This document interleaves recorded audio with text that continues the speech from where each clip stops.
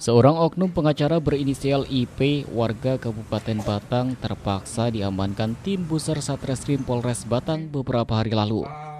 Tersangka dibekuk karena telah melakukan penipuan dan pemerasan kepada warga sipil dan juga anggota kepolisian. Kasus bermula saat IP ditunjuk oleh seseorang untuk menjadi kuasa hukum menangani kasus sengketa tanah di Desa Manggis, Kecamatan Tulis, Kabupaten Batang pada Oktober tahun lalu. Tak terima dengan langkah pihak kepolisian yang mendamaikan para pihak atau restorasi justice, IP kemudian melakukan gugatan ke Pengadilan Negeri Batang dengan cara memanfaatkan pra-peradilan yang ditunjukkan untuk institusi kepolisian.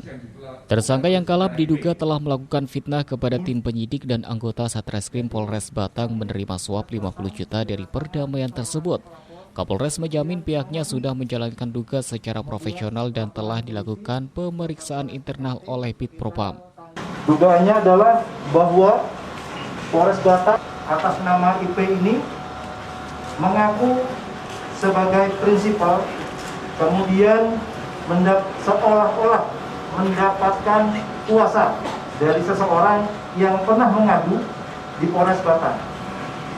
Sehingga pada saat kami proses, sebagaimana tadi disampaikan oleh Bapak Direktur Kriminal Umum Polda Jawa Tengah, tersangka IP melayangkan sebuah surat di Polres Batang. Kemudian atas dasar tersebut, kami dari Polres Batang melakukan tahapan-tahapan dalam pemenuhan alat bukti. Sehingga tadi disampaikan kita melakukan proses penyelidikan, kemudian memverifikasi semua alat bukti, dokumen, keterangan. Setelah itu kemudian kita mempelajari motif.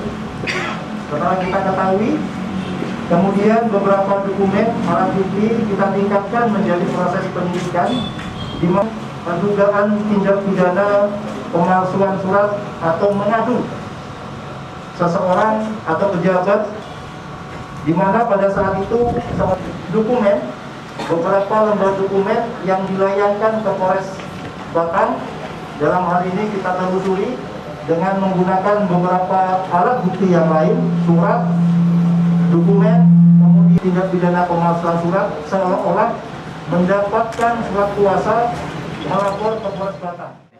Nah ya enggak, itu saya enggak masukkan, itu kan atas inisiatif daripada si kantong itu, si Hamsudasminto, Pak. Jadi dia memberikan data kepada saya, yang pada intinya pernah dilaporkan sama si Nuripa, masalah kekurangan uang 450.000. Kemudian oleh si Budi Santoso ini, beliau ditekan, diancam, kamu tidak mau bayar 80 juta, kamu tak tahan karena kamu telah memalsukan tanda tangannya Nuripa.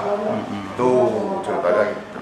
Nah kemudian saya bilang, caranya seperti ini berarti ya Budi Santoso itu pemerasan ini.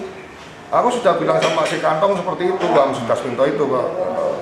Nah saya tanya lagi sama Bang Sudasminto, kowe diperes karo anu piro? Aku malah kon ngeki 50 juta. Sing napani sapa? Yunanta.